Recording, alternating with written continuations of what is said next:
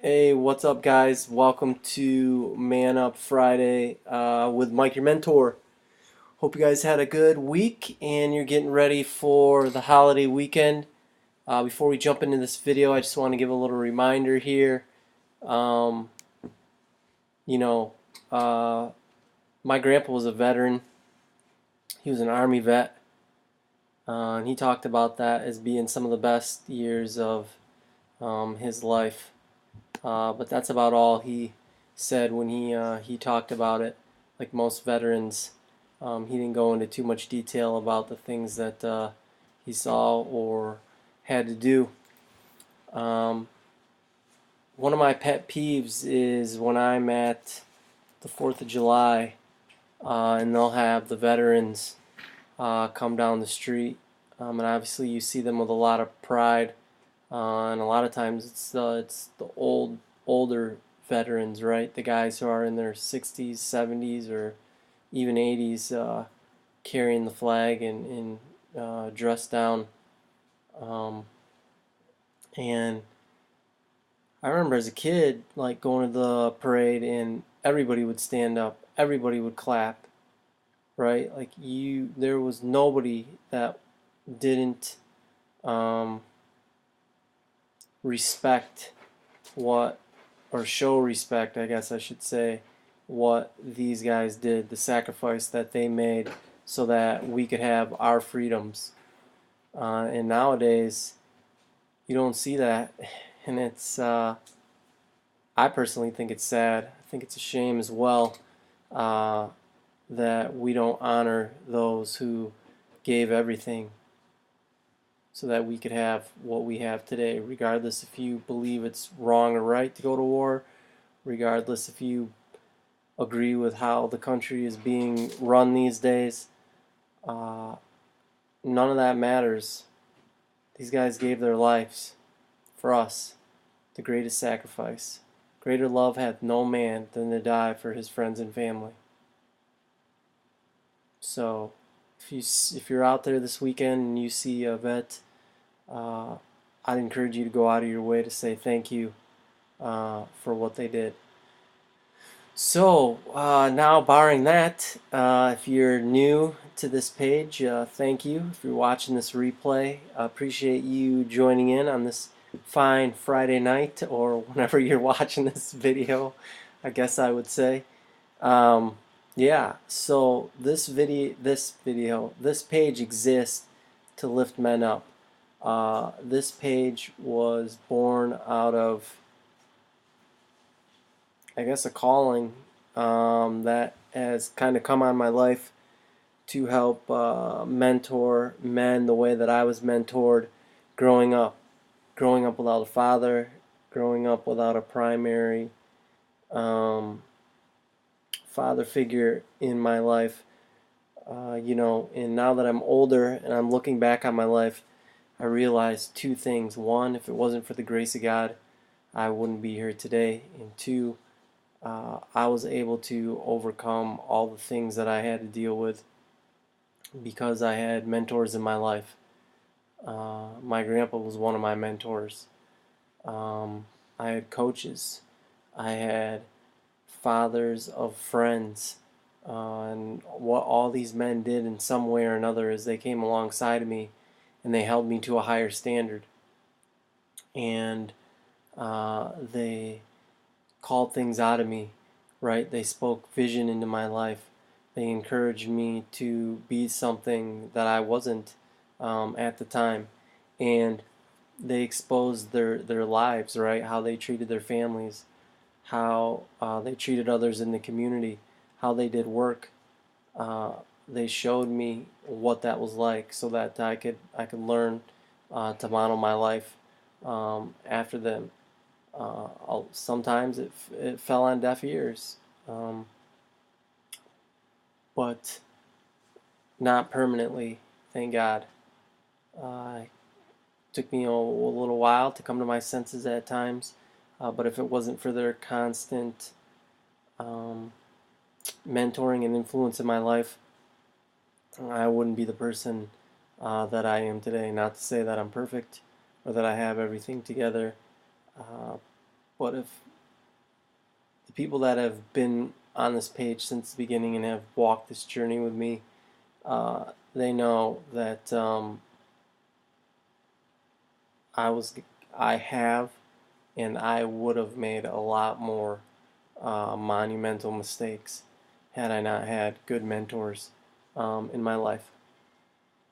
So, the premise of Man Up Friday is we go through a workbook that radically changed the course of my life, and that is The Quest for Authentic Manhood by Robert M. Lewis.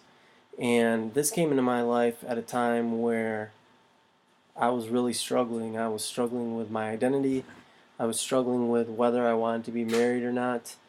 Um, I was just, I was in a funk, a really bad funk, and I didn't know how to get out of it. And I needed some guys to come alongside me and reach out and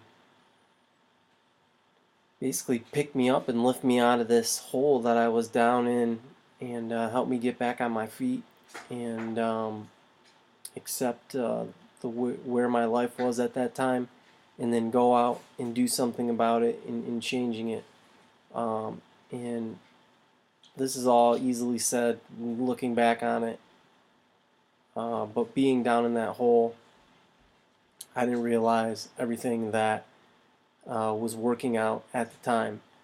But a coworker who, it's interesting, didn't even really go to church, told me about this church, and told me I should go there and check it out. And I went there, and the men's group was getting into this thing, and something prompted me to sign up. It sounded like a good idea, and I was placed at a table with 1, 2, 3, 4, 5 guys who didn't know anything about each other, didn't know who each other was, and we set out on this adventure to go through this workbook for 26 weeks.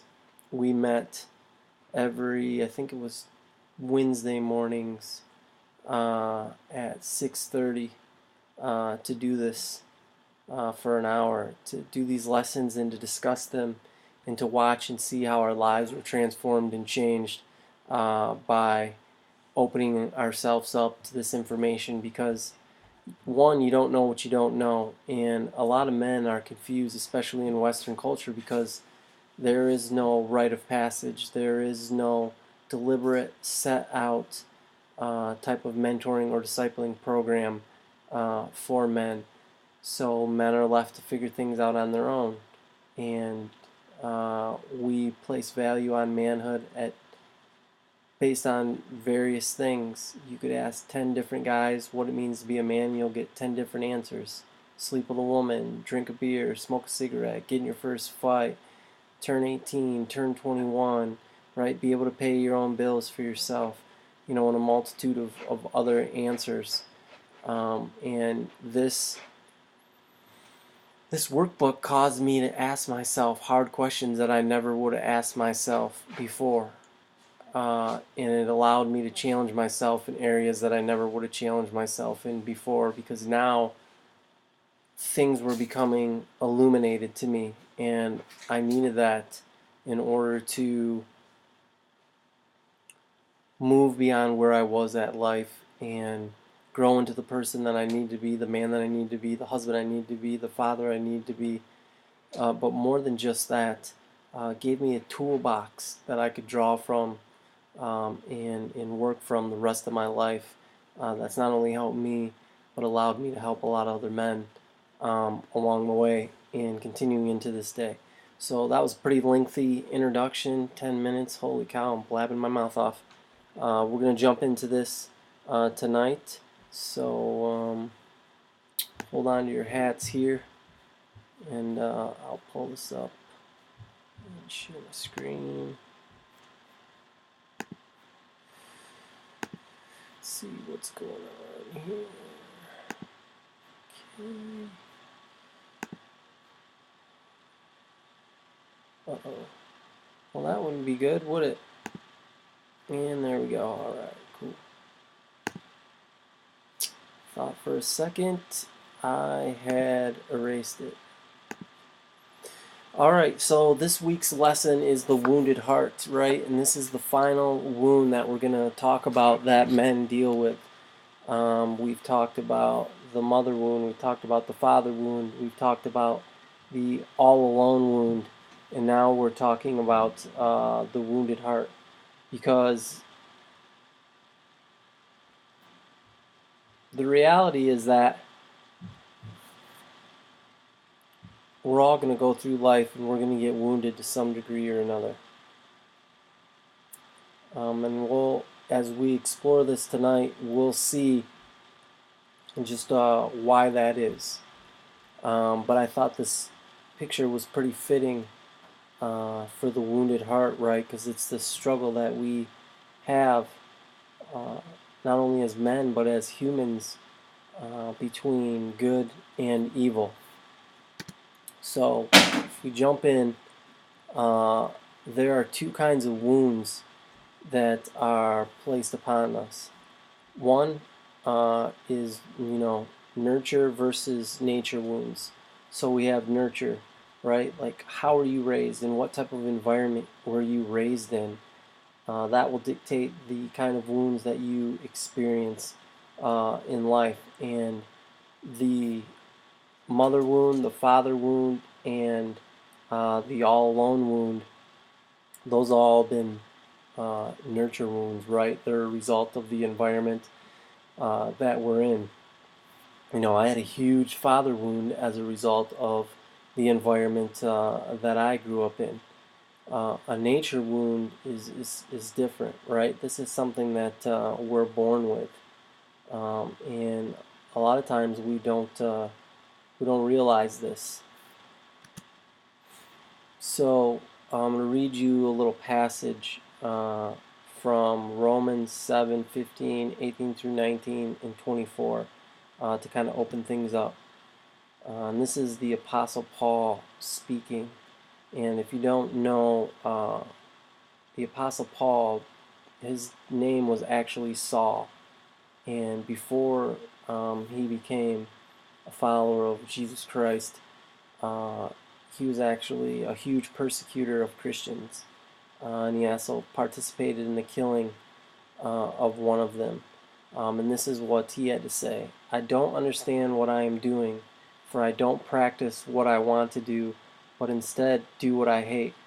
For I know that nothing good lives in me, that is, in my flesh. For I have desired to do what is right, but I cannot carry it out. For I don't do the good I want to do, but instead do the evil that I don't want to do. What a wretched man am I! Who will rescue me from this body that is infected with death? I mean, can you relate to that? I mean, I sure can, right? We all know people, right? If we don't want to think of ourselves, who know what they should do, right? We know the right thing to do, but yet we don't do it. Sometimes we won't do it. And why is that? And I think that's a rhetorical question, right? For all of us. I know, personally speaking, I get into these. I don't know if I'd call it episode is probably not the right word, but there's times where I just feel like being rebellious, and I don't know why. And I just don't want to follow direction or do what I know I'm supposed to do. It's an interesting pattern that I've identified in my life that takes place every couple of months to various degrees.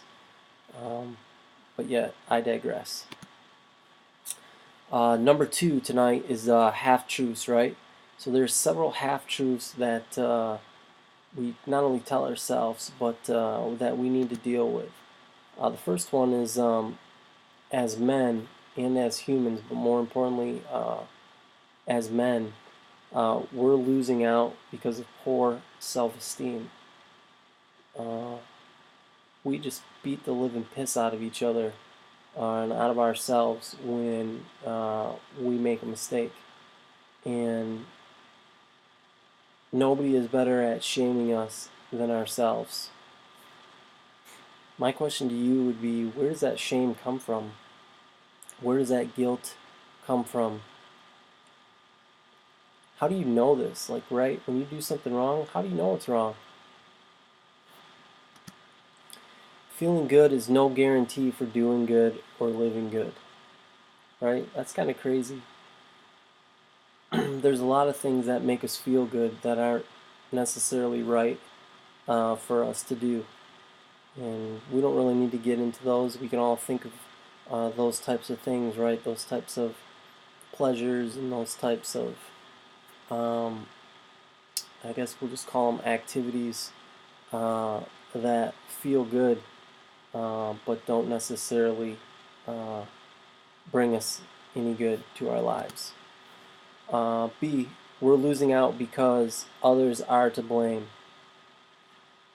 And this is just becoming an epidemic in our world, and especially for men, as we choose to accept responsibility. Two examples of this. One, there's no better example that exists than what we see in our government, whether you're on one side of the aisle or another. It's never one side's fault. It's always the other side's fault, right? Who can we blame? How can we squirm and get out of this and twist and manipulate the truth to avoid having to accept responsibility? You know, another example of this is I'm going through this with my daughter. She's in this phase right now where she likes to just, not take responsibility for the choices that she makes, and to blame any and everything around us, whether from the dog or to the weather or to inanimate objects such as blankets, socks, stuffed animals, you name it, right? What is it inside of us that makes us want to blame others? Next, we're losing out because of a lack of education. You know, we're so smart in this world, but at the same time, we're so dumb. There's a saying that I think I heard first with my grandpa, and that is, common sense is very uncommon. And the smarter we think we get in the world with our knowledge and our book smarts, it seems to be that the less common sense we have for this world that we're living in. Education is no guarantee for acting responsibly. We all know people that are highly educated, myself included, that do some of the dumbest things there are, myself included. Been there, done that. We're losing out because of defective genes, and we'll get into this here on the next slide and what that means. Right? Oh, that's great. So you're going to get all this at once, right? So number 3, the hidden truth behind all of life's troubles. So the first thing is we are all cursed with a condition known as the depravity wound. Jeremiah 17:9 says, "The heart is deceitful above all else and desperately sick. Who can understand it?" I think of all the times my heart's lied to me. Right? I thought I wanted something so bad, and then I went and got that thing, and it ended up not being everything that I thought it was.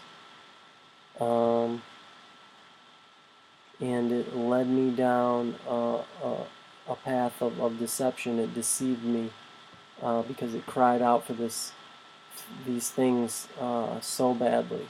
My heart yearned for these things, but they were false. They were false emotions. They were I would say they were misguided emotions. Ecclesiastes 9:3 through B, or 9:3b. In fact, the heart of human beings are full of evil. Madness remains in their hearts while they live, and afterwards they join the dead. So, right, the writer of Ecclesiastes is describing the heart of human beings as full of evil. How can we as humans do so much good, but yet at the same time do so much evil, and then justify the evil that we do at the same time? So how do we define the depravity wound? B. This wound defined, we are all fallen and defective creatures at odds by nature with our Creator and each other. So what depravity really means is, 1, I'm separated from God and under His judgment. 2, I've inherited a corrupt nature that no human agency can cure. None. Right? They're now messing with people's genes using CRISPR technology, which is definitely a slippery slope. But, they're not going to ever find a way to get rid of the evil that resides inside of people. A perfect utopia does not exist. It will never exist. No matter how much money, no matter how much pleasure, no matter what this world decides to offer us. My corrupt nature, left unaddressed, inevitably corrupts my life with sin.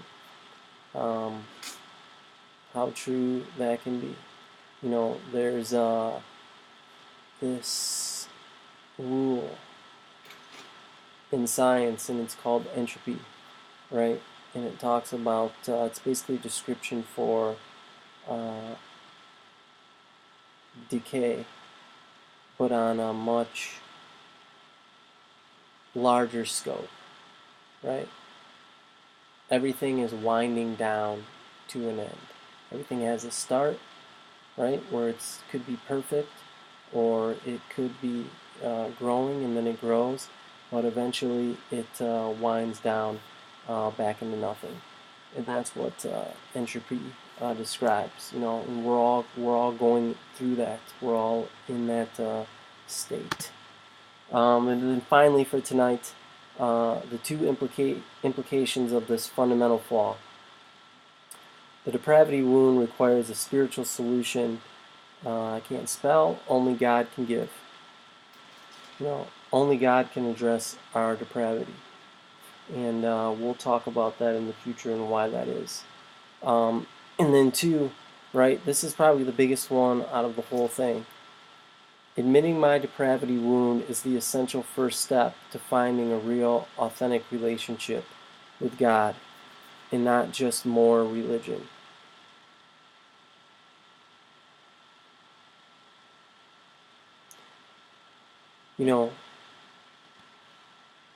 The God of the universe wants to have a personal relationship with all of us. And He wants to have a deep, intimate, personal relationship with us. Most people, well, I shouldn't say most, a lot of people are afraid to approach that relationship because for a multitude of different reasons, they believe that God is angry at them. They believe that God is coming to get them. But they've never really taken the time to seek Him out and to see what He would actually say to them. And it was an interesting thing that I was reminded of the other day. That cat, what's that cat doing? And that thing was, it was a person who was sharing their testimony, and this person talked about how they were living a life of depravity, and they were doing all this stuff that their flesh wanted to do. And a lot of that stuff is things that, a lot of people would consider to be wrong, would consider to be somewhat evil. And they had this encounter with God. And God called out to them. And if you did not know the nature of God, you would expect, like this person expected, God to condemn you or to tell you how you've been such a naughty little boy, and for you to feel shame and for guilt and to feel guilt. But yet this person shared how God called them something. 2 words. These were the first words that God had ever spoke to him, or that he had ever heard God speak to him, right? When he actually made time to seek God out and to be serious on his own. And God called him, God said to him, "My son." And now the significance behind that is one, right? God is in that my son is important because God is reclaiming or claiming ownership of that person, right? And not only is he claiming ownership of that person, but he is placing his name on that person. And when we place our name on something, we are giving that thing significance. We are giving that thing value. And the value we subscribe to something indicates how much that thing is worth to us, right? And this person shared how he finally realized how valuable he was to God, that God would call him my son.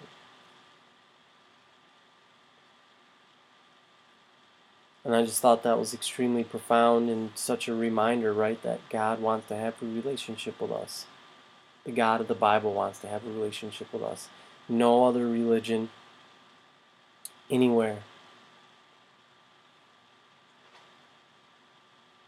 does God come down and have a relationship with us, right? Every other religion, there's something you got to do. You got to earn it, right? You got to earn it by being good. You got to earn it by saying prayers and doing certain things, certain rituals. The God of the Bible is the only God that wants to come down without us having to do anything and have a relationship with us. We don't have to seek Him. We don't have to necessarily seek Him out. He's seeking us out every day. We just got to be willing to turn around and to meet Him and to greet Him and to accept Him and to open our ears and our minds to what He has to tell us.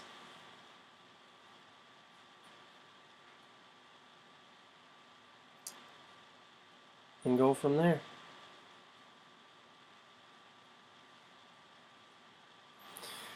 Alright, that's it for tonight's Man Up Friday. We'll continue this fun adventure tomorrow in the Saturday shout-out. Appreciate you guys tuning in, checking this one out. We're making a shift here in the lessons. And if you're watching this and you're like, man, this is going to be another some church stuff, right? Maybe it is, maybe it isn't. You just got to trust me, right? I shouldn't say right. So just got to trust the process. Okay? I'm going to start to get in some other things and some other questions in the week ahead that are going to address some of these major things in our lives. And we're going to start to flesh out some of the things we need to think about pertaining to the relationships we have in our lives, our relationships with our wives, our relationships with our kids, our relationships with our parents, and how we best navigate those things. But all that starts by having a fundamental understanding of the relationship the God of the Bible wants to have with us. So I love you guys, and we'll see you later. Bye.